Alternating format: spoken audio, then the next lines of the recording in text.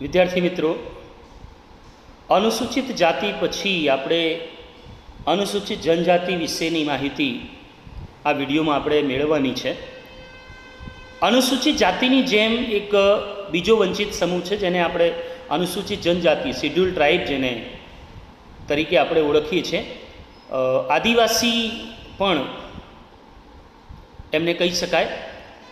અને અનુસૂચિત જાતિની જે વ્યાખ્યા મળતી હોય છે એની જેમ આદિવાસીઓની કોઈ વ્યાખ્યા મળતી નથી, પણ તેમ છતાં માહિતી અહીંયા આપવામાં આવેલી છે કે ભાઈ વિશ્વમાં સૌથી વધુ આદિવાસી વસ્તી જે છે એ આફ્રિકામાં છે અને આદિવાસી જાતિઓમાં ભારતનો બીજો ક્રમ આવે છે. એક વાક્યમાં અથવા વૈકલ્પિક પ્રશ્નમાં આ પ્રશ્ન પૂછાઈ શકે છે, તો આપણે યાદ રાખવાનું છે. પણ અહીંયા સામાન્ય રીતે ભારતીય બંધારણમાં 342 ક ની જે સૂચિ છે એ સૂચિમાં એવી વ્યાખ્યા અથવા અર્થ એવું આપેલું છે કે ભાઈ રાષ્ટ્રપતિ દ્વારા બહાર પાડવામાં આવેલ સૂચિમાં જેનો સમાવેશ થતો હોય એ અનુસૂચિત જનજાતિ છે. એટલે કે અહીંયા 2-3 બાબતો આપણે ધ્યાનમાં રાખવાની છે. એક તો સૌથી વધી વસ્તી આદિવાસીઓની આફ્રિકામાં છે, ભારતમાં એનો બીજો ક્રમ આવે છે. ત્યારબાદ 342 કની જે કલમ છે એ કલમ મુજબ દર વર્ષે રાષ્ટ્રપતિ દ્વારા એક જ્ઞાતિ સમૂહની સૂચિ બહાર પાડવામાં આવે છે અને એ સૂચિમાં જે જ્ઞાતિઓનો સમાવેશ થતો હોય એ જ્ઞાતિઓને આપણે આદિવાસી જ્ઞાતિ તરીકે ઓળખીએ છીએ. વિદ્યાર્થી મિત્રો, અહીંયા હવે આપણે આદિવાસીઓની કેટલીક લાક્ષણિકતાઓ જે છે એ લાક્ષણિકતાઓ વિશે ચર્ચા કરીશું. આમ તો આના પહેલાં આદિવાસીઓની જે લાક્ષણિક રીતિઓ છે એ લાક્ષણિક રીતિઓથી આપણે પરિચિત થયા છીએ, પણ અહીંયા કેટલાક લક્ષણો જે છે એ આદિવાસીઓના આપેલા છે એ ઝડપથી આપણે એને સમજીશું. ડૉક્ટર મજમુદાર અને મદન જે છે સમાજશાસ્ત્રીઓ છે એમને અનુસૂચિત જનજાતિના સર્વસામાન્ય જે લક્ષણો છે એ લક્ષણો અહીંયા આપણી પાઠ્યપુસ્તકમાં આપેલા છે. તો ક્રમથી આપણે એ તમામ લક્ષણોને જાણવાની કોશિશ કરીશું. સૌથી પહેલું છે નિશ્ચિત પ્રદેશ. અનુસૂચિત જનજાતિના જે લોકો છે એ પ્રાદેશિક સમૂહ છે અને એ પ્રાદેશિક સમૂહ જ્યાં એ લોકો જે જગ્યાએ નિવાસ કરે છે એ જગ્યાને એટલે કે એ પ્રાદેશિકતાને એ લોકો વળગીને રહે છે. અહીંયા 2 પ્રકારની આદિવાસી જ્ઞાતિઓ આપેલી છે, જેમાં એક એવી જ્ઞાતિઓ છે જે સંપૂર્ણપણે આજે પણ પ્રાદેશિકતાને વળગી રહે છે, જેમાં મુંડા, હો અને ગારો નામની જે આદિવાસી જાતિ છે એ જે છે એ આજે પણ સંપૂર્ણપણે પ્રાદેશિક છે.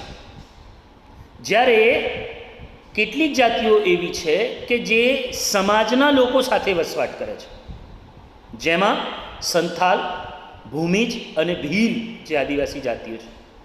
તો એમનું એક નિશ્ચિત પ્રદેશ છે, જુદા જુદા પ્રદેશમાં એ લોકો વસવાટ કરતા હોય છે, પણ એમનું એક પ્રદેશ જે છે નિશ્ચિત છે. આગળ આપણે જે આદિવાસી સમુદાયની લાક્ષણિક રીતિમાં જોયું તે. બીજો ક્રમ આવે છે નિશ્ચિત નામ. દરેક અનુસૂચિત જનજાતિના જે લોકો છે એમને પોતાનું એક વિશિષ્ટ નામ છે અને એ નામ જુદી જુદી દંતકથાઓ સાથે જોડાયેલું છે.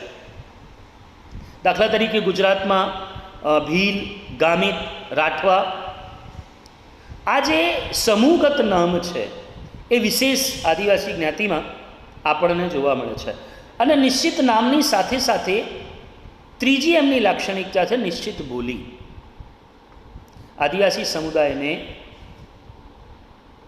દરેક સમૂહને પોતપોતાની નિશ્ચિત બોલી છે, જેને આપણે ભાષા કહીએ છીએ. કેટલીક જે જાતિઓ છે એ પ્રાદેશિક ભાષાને અપનાવે છે જે તે પ્રદેશમાં રહેતી હોય છે. દાખલા તરીકે ભીલ, ભૂમિજ આ પ્રાદેશિક ભાષાઓનો ઉપયોગ આજે પણ કરે છે અને કેટલીક આદિમ જાતિઓ જે છે એ પોતાની બોલી અને ભાષા પ્રત્યે મમત્વ ધરાવે છે. પણ કેટલીક આદિમ જાતિઓ એવી છે કે જે સ્થાંતરણ ના કાઢી અન્ય પ્રદેશમાં વસવાટ કરવાના કારણે એ જુદા જુદા પ્રદેશની બોલી અથવા ભાષાનો પણ ઉપયોગ કરતા હોય છે. દાખલા તરીકે વ્યવસાય અર્થે અથવા આર્થિક ઉપાર્જન અર્થે કેટલાક આદિવાસી સમુદાય જે છે એ પોતાના પ્રદેશને છોડીને જ્યારે કોઈ અન્ય જગ્યાએ વસવાટ કરતા હોય છે, કેટલાક શહેરોમાં જઈને લોકો સાથે વસવાટ કરતા હોય છે. તો જે લોકો સાથે વસવાટ કરે છે એ લોકોની ભાષાનું પણ અસ્તિત્વ આપણે આ આદિવાસી સમુદાયમાં જોઈ શકીએ છીએ. પછી સગાઈ સંબંધોનું ગુંફન. આદિવાસી સમુદાયના સંબંધોનું મહત્ત્વ ખાસ કરીને જે જન્મ અને મૃત્યુ સમયે જે ધાર્મિક વિધિઓ કરવામાં આવે છે અથવા તો જે એમની પોતાની ધાર્મિક વિધિ છે, શ્રાદ્ધ વિધિ છે, પૂર્વજ પૂજા છે, એમાં સગાઈ સંબંધોનું ગુંફન આપણને જોવા મળે છે. એવું કહેવાય છે કે એક સમૂહમાં આ આદિવાસી સમુદાય પોતાનું જીવન વ્યતીત કરે છે અને મહત્ત્વના જે પ્રસંગો જે છે એ પ્રસંગોમાં જન્મ મૃત્યુ છે, જે ધાર્મિક વિધિઓ છે, એ તમામ વિધિઓમાં સંબંધો ઉપર આધારિત એમના રીતિ રિવાજો, એમના વ્યવહારો, એમના નિયમો અને વ્યક્તિના વર્તનને નિયંત્રિત કરીને અમુક દિશામાં જે પ્રવાહિત કરે છે. તો આ સગાઈ સંબંધોનું ગુંફન પણ આપણને આદિવાસી સમુદાયમાં જોવા મળે છે. આદિમ જાતિ પંચ, જેના વિશે આપણે અભ્યાસ કરી ચૂક્યા છીએ ગયા ચેપ્ટરમાં, કે આદિમ જાતિ અનુસૂચિત જનજાતિમાં જે પંચ છે એમનો પ્રભાવ ખૂબ જ મહત્ત્વનો હોય છે. પંચ કહે તે પરમેશ્વર, એ દૃષ્ટિએ એ સમાજમાં ન્યાયાધીશ અને કોર્ટનું કામ કરે છે. દાખલા તરીકે કોઈનાથી કોઈ ભૂલ થઈ ગઈ હોય તો એને શિક્ષા કરવાનો, દંડ કરવાનો હોય, એ દંડ કરવા માટેનું કામ આ આદિમ જાતિ પંચ કરતો હોય છે. ગુના બદલ શિક્ષા કરવી હોય, છૂટાછેડા લેવાના હોય, તો આ તમામ બાબતોમાં એટલે સામાજિક સમસ્યાઓમાં અને સામાજિક બાબતોમાં આદિવાસી સમુદાયમાં આદિમ જાતિ જે પંચ છે એની સત્તા જે છે એ સર્વોપરી છે. તો આમ તો રાજકીય દ્રષ્ટિએ જે તે પ્રદેશમાં એ લોકો વસવાટ કરે છે ત્યાં સરકારનું નિયંત્રણ તો હોય જ છે, એ લોકો માટે પોલીસ તંત્ર અને ન્યાયતંત્ર તો છે જ, પણ આજે પણ એ લોકો પોતાની આંતરિક વ્યવસ્થા અને સામાજિક નિયંત્રણ એ બંને માટે પંચ પ્રથાને પ્રાધાન્ય આપે છે. એટલે કે એ લોકો જ્યાં સુધી આદિમ જાતિ પંચમાં સમસ્યાનું સમાધાન થઈ જતું હોય ત્યાં સુધી એ લોકો પોલીસ તંત્ર અથવા ન્યાયતંત્ર સામે એ લોકો આવતા નથી. ત્યારબાદ છે યુવાગ્રહ. આના વિશે પણ આપણે ચર્ચા કરેલી છે કે યુથ ઓર્ગેનાઇઝેશન આદિમ સમુદાયમાં આપણને જોવા મળે છે. કેટલાક સમુદાય એવા છે કે જ્યાં આપણને આવા યુવાગ્રહ જોવા મળતા નથી, પરંતુ કેટલીક આદિમ જાતિઓમાં યુવાગ્રહ અસ્તિત્વ ધરાવે છે. ત્યાં આદિમ જાતિના જે અવિવાહિત અપરિણિત જે યુવક યુવતો છે એમનું સોશિયલાઇઝેશન કરવામાં આવે છે, એટલે કે સામાજિકરણ કરવામાં આવે છે. પછી એ લોકોને સંસ્કૃતિનું આત્મસાતીકરણ, એટલે આપણી સંસ્કૃતિ શું છે એ સંસ્કૃતિ વિશેની માહિતી યુવાગ્રહમાં આપવામાં આવતી હોય છે. ત્યારબાદ છે અર્થવ્યવસ્થાનું રૂપ. આપણે ત્યાં અર્થવ્યવસ્થા માટે બેંક, પોસ્ટ એ આપણને જોવા મળે છે, પણ આદિમ જાતિઓમાં અર્થવ્યવસ્થાનું આ જે રૂપ છે એ ખૂબ જ ઓછું જોવા મળે છે.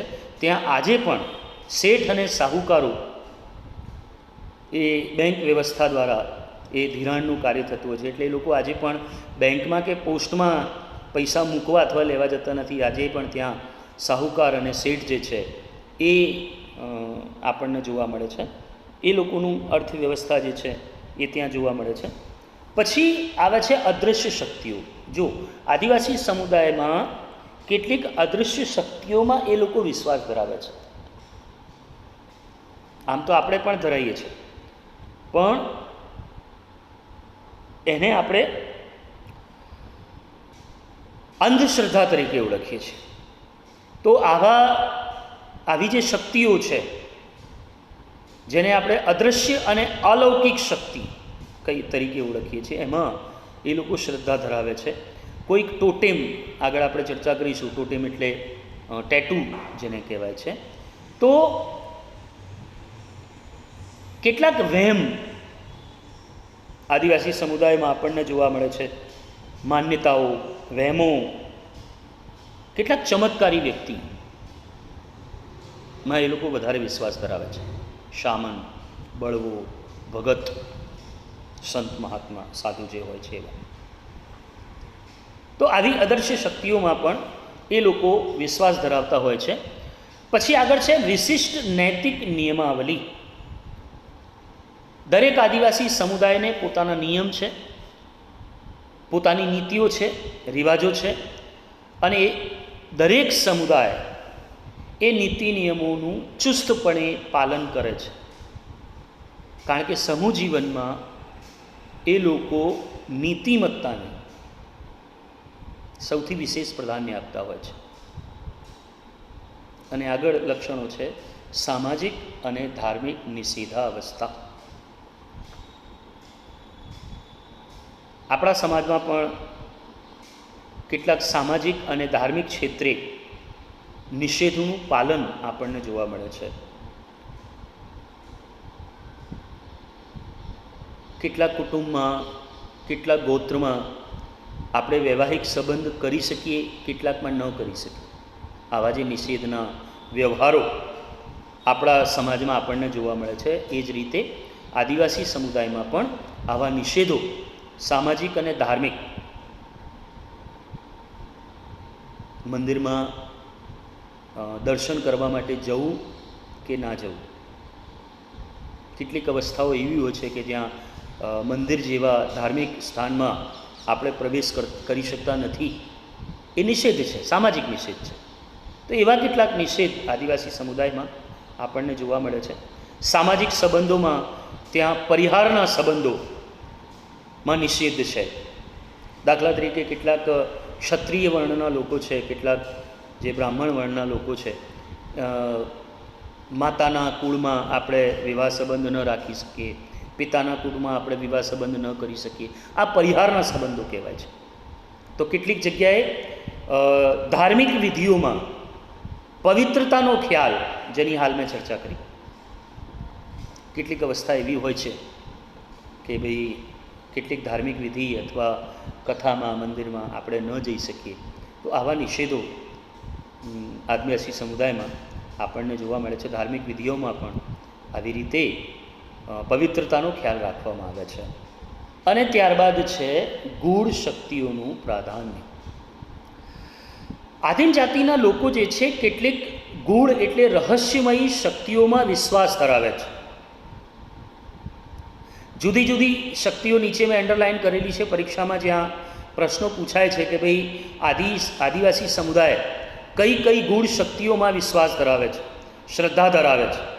તો જેમાં તમે જોઈ શકો છો ટેકરીની ગૂઢ શક્તિઓ, ત્યારબાદ છે જંગલની ગૂઢ શક્તિઓ, પૂર્વજોની ગૂઢ શક્તિઓ, મૃતવીરોની ગૂઢ શક્તિઓ, ગામની જે શક્તિઓ છે ગૂઢ શક્તિઓ, એમાં એ લોકો વિશ્વાસ ધરાવે છે. પછી કેટલાક અનિષ્ટકારી લોકો છે જે આપણું અનિષ્ટ કરી શકે છે, જેમાં ભૂત, ચુડેલ, ડાકણ, આવી જે શક્તિઓ છે એમાં પણ એ લોકો શ્રદ્ધા ધરાવે. એટલે આવા પ્રકારની શક્તિઓ પણ હોય છે, એવી માન્યતા આદિવાસી સમુદાયમાં આપણને જોવા મળે છે.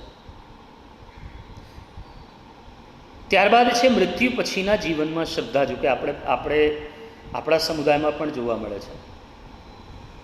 તો મૃત્યુ પછીના જીવનમાં શ્રદ્ધા એટલે આદિવાસી સમુદાયમાં જે સભ્યોનું મૃત્યુ થાય છે એ મૃત્યુ પછીના જીવનમાં પણ એ લોકોની શ્રદ્ધા છે કે મરી ગયા પછી પણ એમનું અસ્તિત્વ રહેલો છે.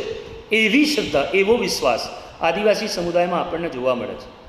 અને એટલા જ માટે એ લોકો પૂર્વજ પૂજા અને પ્રકૃતિ પૂજા કરતા હોય છે. અને પૂર્વજ પૂજા અને પ્રકૃતિ પૂજામાં બે બાબતોનો સમાવેશ થાય છે. કઈ રીતે? કે શરીરમાંથી મુક્ત થઈને આત્માનું અસ્તિત્વ ટકી રહે તે માટે એ લોકો પૂર્વજ પૂજા અને પ્રકૃતિ પૂજા કરતા હોય છે. એટલે એ લોકોને એવું વિશ્વાસ છે કે મૃત્યુ પછી પણ જે તે વ્યક્તિનો આત્મા અહીંયા છે, એટલે આત્માનું અસ્તિત્વ છે, એટલા માટે એ લોકો પૂજા કરતા હોય છે, પૂર્વજોની પૂજા. આપણે પણ કરીએ છીએ. હમણાં શ્રાદ્ધના દિવસોમાં જે કાગવાસ નાખવામાં આવે છે એ પૂર્વજોની પૂજા જ છે. અને એવી જ રીતે મૃત્યુ પામેલી વ્યક્તિને ખુશ કરવા માટે એ લોકો સામૂહિક શ્રાદ્ધ કરતા હોય છે, જેમ કે આપણે કરીએ છીએ. અને એ સામૂહિક શ્રાદ્ધમાં મૃત્યુ પામેલી વ્યક્તિની જે કંઈ પણ ફેવરિટ વસ્તુ હોય, મનગમતી વસ્તુઓ હોય, એ મૂકવામાં આવે છે. આવા રિવાજો પણ આદિવાસી સમુદાયમાં આપણને જોવા મળે છે. પછી આવે છે ગોત્ર ચિહ્ન, ટોટેમ, ટેબુ અને ટેટુ. આને એક સાથે અહીં લેવામાં આવેલું છે. કેટલાક વિદેશોમાં પણ ટોટેમ પ્રથા આપણને જોવા મળે છે. ટોટેમ પ્રથા એટલે કોઈ પ્રકૃતિના એક વિશેષ ચિત્રનું પૂજન અથવા તો એક વિશેષ ચિત્રમાં વિશ્વાસ. ગોત્રચિહ્ન જેને કહેવાય છે, નિશાની. જેમ કે આપણા ભારત દેશનું રાષ્ટ્રીય પ્રતીક રાષ્ટ્રધ્વજ જે છે, એ જ રીતે ભારતની અનેક અનુસૂચિત જનજાતિ જે છે એ ગોત્રચિહ્નમાં વિશ્વાસ ધરાવે છે. અહીંયા 3 બાબતો છે. ગોત્રચિહ્ન એટલે ટોટેમ, નિષેધ એટલે ટેબુ, જેની આપણે ચર્ચા કરી, અને છૂંદણા, ટેટુ, જે આપણે જુદા જુદા શરીરના ભાગ ઉપર મેળામાં જઈને છૂંદણા કરાવતા હોય છે, એને ટેટુ તરીકે ઓળખવામાં આવે છે. નવરાત્રિમાં કેટલીક મહિલાઓ આપણા પીઠ પાછળ દોરાવતી હોય છે ટેટુ. આ નવું નથી, જૂનું જ છે.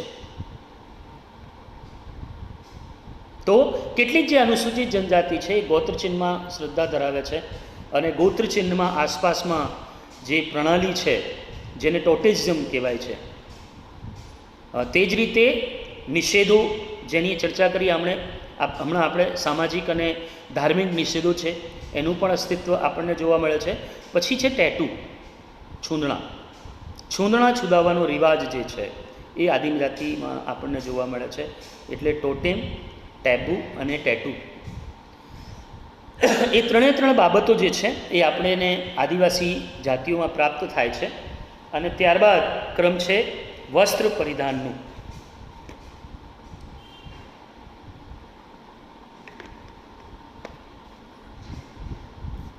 કેટલાક વિશિષ્ટ પ્રકારના વસ્ત્રો આદિવાસીઓ પહેરતા હોય છે.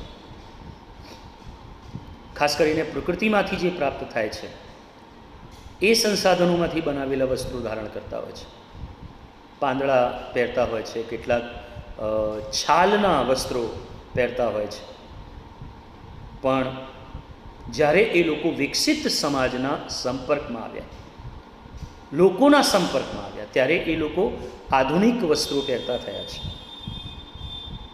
અને જ્યારે આજે પણ કેટલાક સમુદાયો એવા છે કે જે જંગલના ઊંડાણવાળા વિસ્તારોમાં વસવાટ કરે છે, હજી પણ એ લોકો ખૂબ જ ઓછા વસ્ત્ર પહેરે છે. અને અહીંયા દાખલો આપેલો છે કે અંદમાન નિકોબારમાં વસતા આદિવાસીઓ જે છે એ ખૂબ જ ઓછા વસ્ત્રો પહેરતા હોય છે. પછી કેફી પીણાનો ઉપયોગ, માદક જે દ્રવ્યો છે, તાળી, મદિરા, સારા અથવા નરસા પ્રસંગે, સામાજિક ધાર્મિક પ્રસંગે એ લોકો પરંપરાના ભાગરૂપે મહુડા, તાળી જેવા કેફી પીણાનો ઉપયોગ એ લોકો કરતા હોય છે. અને હવે કેટલાક સમાજ સુધારક છે, કેટલાક ધર્મ સંપ્રદાયો છે, એમને સમજાવતા આવા પ્રકારના જે પદાર્થો છે એનું સેવન ખૂબ જ ઓછું આપણને જોવા મળે છે. પછી શિક્ષણનું ઓછું પ્રમાણ, શહેરી સમાજની તુલનામાં અને વિકસિત સમાજની તુલનામાં અનુસૂચિત જનજાતિમાં શિક્ષણનું પ્રમાણ જે છે એ ખૂબ જ ઓછું જોવા મળે છે. ખાસ કરીને જે આદિવાસી વિસ્તારોમાં શાળા અને કોલેજ ઉપલબ્ધ નથી તેવા અંતરિયાળ જે વિસ્તાર છે ત્યાં આપણને શિક્ષણનું જે પ્રમાણ છે એ ખૂબ જ ઓછું જોવા મળે છે. ત્યારબાદ છે સમૂહ નૃત્ય અને સમૂહ ગીતોનું અસ્તિત્વ. ઘણા બધા સમૂહ નૃત્યોની ચર્ચા આપણે ગયા પ્રકરણમાં કરેલી છે. અને એમની જે કલા સંસ્કૃતિ છે એ કલા સંસ્કૃતિ પણ આપણે એમની માહિતી મેળવી. જુદી જુદા સમુદાયોના જે ઘેરૈયા નૃત્ય છે, પછી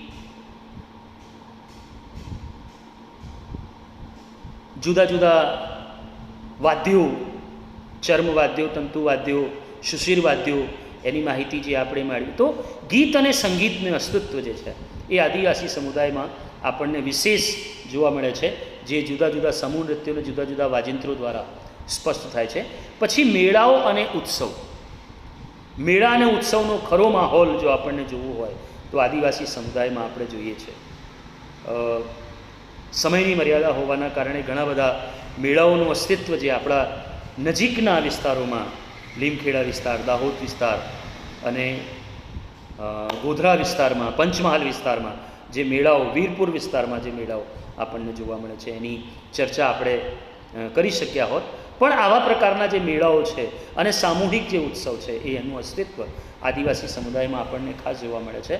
પછી જૂથ એકતા અને જૂથ સમાનતા. દરેક આદિવાસી સમુદાય જે છે એ પોતાના જૂથ પ્રત્યે ખૂબ જ સભાન હોય છે. સામૂહિક એકતાની ભાવના, સંગઠિતતાની જે ભાવના છે એ ખૂબ જ વિશેષ પ્રમાણમાં આપણને જોવા મળે છે. સંવિધાનમાં પણ, બંધારણમાં પણ એ લોકો માટે વિશેષ જોગવાઈ કરવામાં આવેલી છે. કેટલીક સંગઠન શક્તિના આધારે કેટલાક આદિવાસી બળવાઓ, આદિવાસી ક્રાંતિઓ આપણને જોવા મળી છે. નેક્સ્ટ પ્રકરણમાં આપણે એવી આદિવાસી જે ક્રાંતિઓ છે એ ક્રાંતિઓ વિશે ચર્ચા કરીશું. તો અહીંયા જે આદિવાસી સમુદાયના જે લક્ષણો આપણે જોયા, એ આદિવાસી સમુદાયના લક્ષણોથી આપણે આદિવાસી સમુદાયની સમગ્ર વ્યવસ્થા અને એમની જે જીવન પદ્ધતિ છે એ જીવન પદ્ધતિની માહિતી મેળવી. હવે આદિવાસી સમુદાયની લાક્ષણિકતા પછી જુદા જુદા સંદર્ભમાં ભારતની આદિમ જાતિનું જે વર્ગીકરણ કરવામાં આવેલું છે એ વર્ગીકરણની આપણે માહિતી મેળવીશું હવે પછીના વિડીયોમાં. તો આદિવાસી સમુદાયનું અર્થ અને આદિવાસી સમુદાયની જે લાક્ષણિકતાઓ છે એ લાક્ષણિકતાઓ પાઠ્યપુસ્તકમાં તમે લોકો એક વખત વાંચી લેજો. મહત્ત્વના જે મુદ્દા છે એમની નોંધ તમારે કરવાની છે. તો હવે પછીના વિડીયોમાં આપણે આદિવાસી સમુદાયના વર્ગીકરણ વિશેની માહિતી મેળવીશું.